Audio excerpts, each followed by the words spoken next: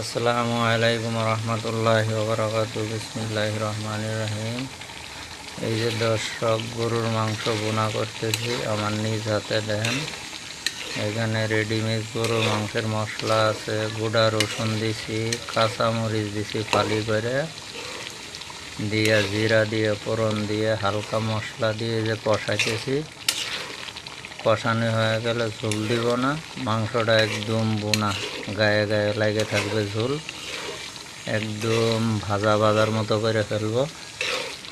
যে এই ধরনের মাংস পাকাইলে অনেক সুস্বাদু হয় এবং স্বাদ হয়।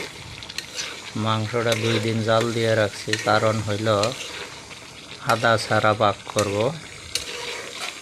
আদা ছাড়া গরু গোস্ত পাক করলে অনেক স্বাদ হয়।